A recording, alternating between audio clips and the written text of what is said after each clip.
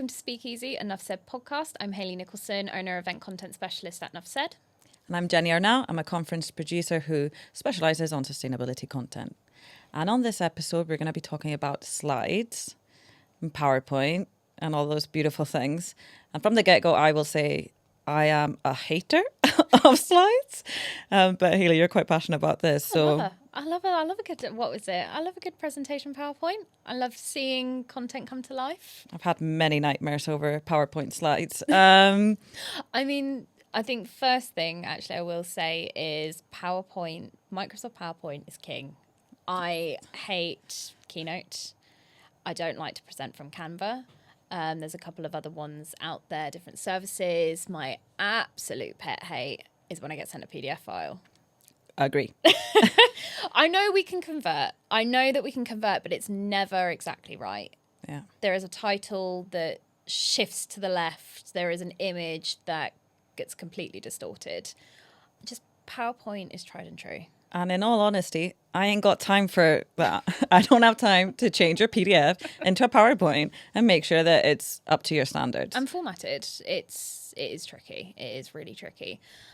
So yeah, I mean, my question would be, I guess, a lot of this would be about slide prep. So why is slide prep such a whole job that I rather avoid? And you seem to be thriving on it. I like doing slide prep. I like putting together the overall presentations for my events, whether it's one track, one day conference, or if I'm looking at a 2 to 3 day event with multiple stages. I like putting it together for two reasons. I like to make sure that my speakers are ready. I think I'm so finicky over the details, and I want to make sure that what we've set out on the agenda is what's reflected in that session, which is why I think I go in with such a fine-tooth comb. But the other thing is I want to make sure that it's going to align with that brand voice. And overall, visually, when when the delegate is sat in that audience, they're getting what they expect and they're going to get a really great session. And it doesn't just come from what the speaker is going to say on stage, visually what they're looking at as well. That is going to impact on how a delegate feels about the event and also how they feel about the speaker as a presenter. And I think it's a little bit of our responsibility to make sure that the speaker is delivering a session to the best of their ability. So I think that that's why it's a really important part to make sure that slide prep is done. But it's a really complicated process. And I think people just think, oh, just have a look at the slides and make sure it looks okay. But there's so many aspects to it. You've got to make sure that, first of all, how is the speaker going to, present each slide? And I've seen too many PowerPoint slides where it's like the font is like 10 or 12 and like it's written out as an entire paragraph. Everything I know about presentation delivery and, the skills with that is less is more. Always, that should be a visual aid for you, but it shouldn't be a crux and it shouldn't be exactly what you're going to say on stage. Other things like really complicated graphs always come up, especially with more technical sessions. But how is that being delivered? Can you maybe animate that? What's the transition look like? How is it going to translate from what's seen on the screen to what your speaker is saying? And obviously they're the technical expert, but we need to make sure that all aligns. But there's lots of really common problems that I see in slide decks, inconsistent fonts, inconsistent formatting, and not just in like alignment, but things like maybe those titles, one of them's every word is capitalized. This is my biggest thing. When a title is capitalized all the way through and then some of them are sentence case, oh my God, it drives me up the wall. Another one is where I see like UK versus US English. That's because I deliver most of my events are in English. And so grammar comes into it. That's one thing I really check for. Other things, maybe material referenced or like source statistics and facts and figures that aren't sourced. How can I trust that you're giving an accurate, an accurate figure without telling us where it is and putting it on that slide? Because at the end of the day as well, that comes back to the event and that comes back to the brand and who's delivering it. So we need to make sure that the sources and the information on our stages are credible. And I can't believe I say that I still see this, but images with watermarks. Right, yeah. I don't know why I still see these things, and it drives me up the wall. So not all presentations are this bad. You know, I'm really laying out the worst of the worst, and it's not often that you see it with every single presentation, but it is things that I see. I think as well, just adding a bit of branding and design into a slide deck is really important. I think it brings together the entire presentation. I still see slides that don't have maybe a kind of consistent branding. I had one recently, and it was for a really big session, and it was literally Arial font and a white background, and there was nothing else on it. And when the rest of the event branding is really bright and colourful and everything really matches in, and then that isn't reflecting to what we want, that's why we need to take a step in. Yeah, I do think, I also always say to speakers, honestly, if a PowerPoint is going to make you just constantly stare at the screen and not be present, avoid it.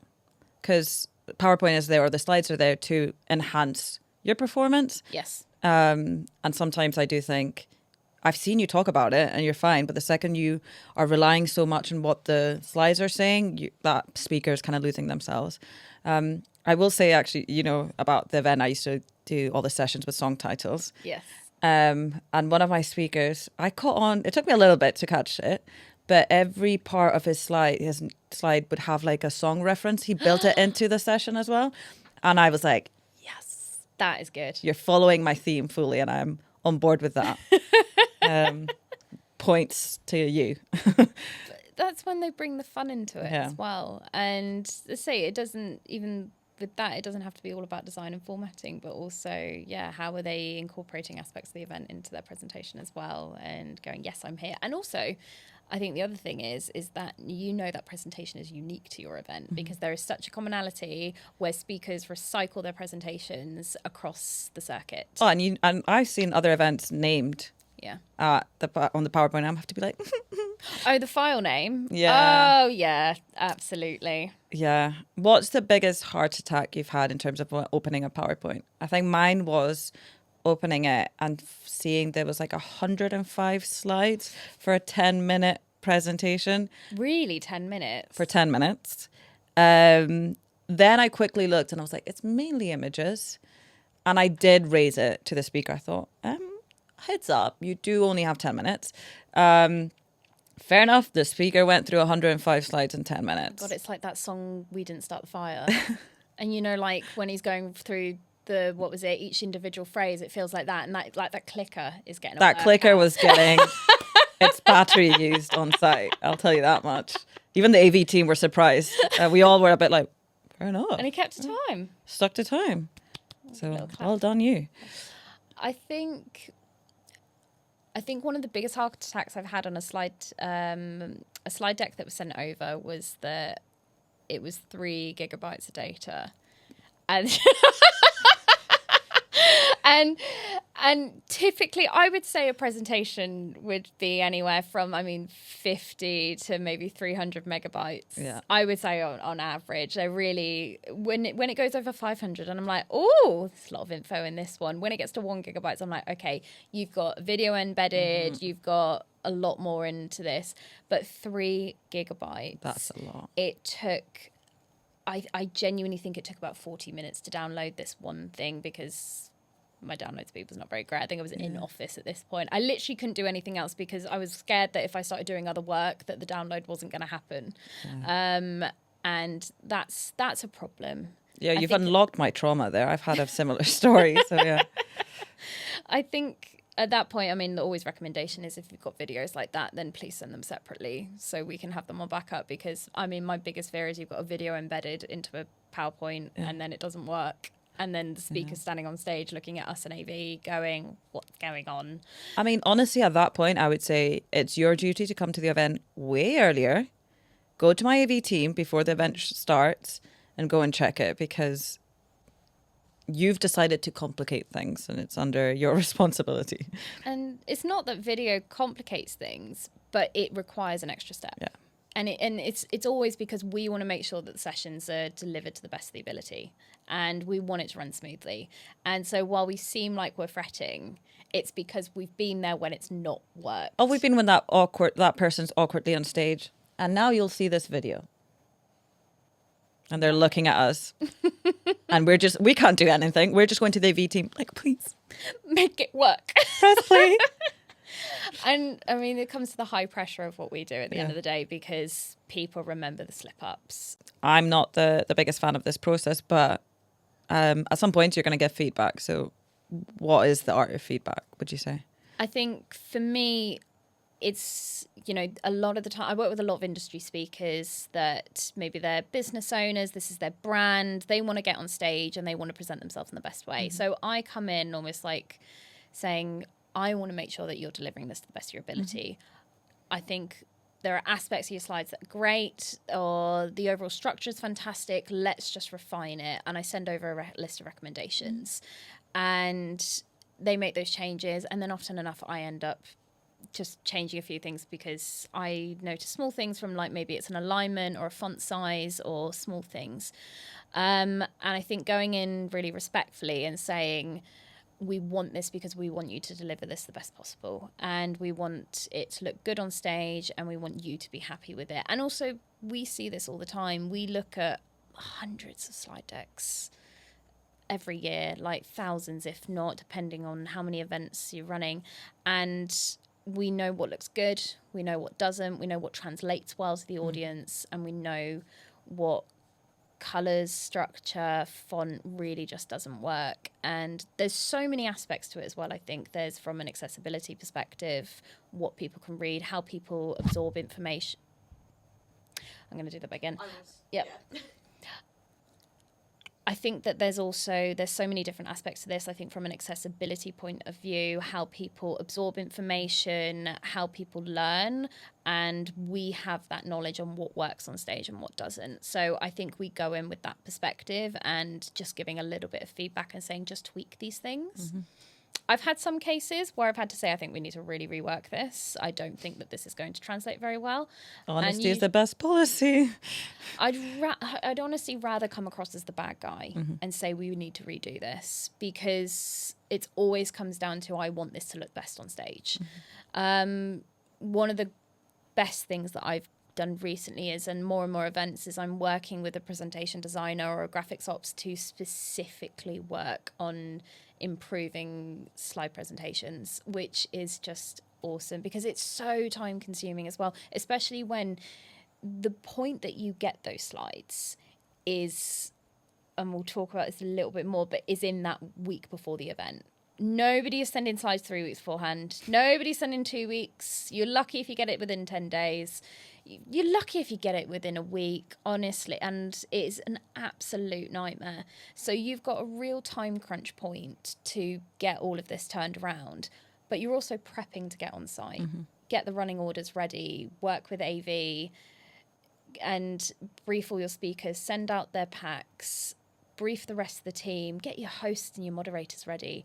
And then I need to sit on PowerPoint and move a few things. And when you're working on a really big event with a lot of different tracks, it becomes really, really difficult. Yeah. I think you've kind of touched a point there. This is why I hate slides. Because no one sends them when I've got the time to deal with this. Yeah. And yes, it brings a lot of trauma, because I think very rarely you will give deadlines. I was saying to people, we need them 2 weeks in advance, especially like when you're working on bigger events where you're literally talking about, I think the most I've ever received was 100 slides. Yeah. And everyone thinks, and everyone thinks their presentation's the best, but it's also the only thing I'm dealing with. And so I'm like, I am out of capacity to be giving you feedback at this point. And I've actually started being a bit more brutal about it. Like if I've given you a date of, you need to send it all in advance a week before. If you show up to me the night before, if you send it the night before the event and expect that everything's going to run smoothly, slightly on you. At that point, everything, obviously I make sure everything runs, but I do give a little bit of a pushback at that point of saying, you've really increased the chances that something's going to go wrong with this. I think as well, it comes down to a resourcing thing. Yeah. And it's why having people on site, this is where this comes into the on-site aspect of our role as well, having things like room managers that can sense check these things. So you don't get this opportunity. Like the night before, absolutely.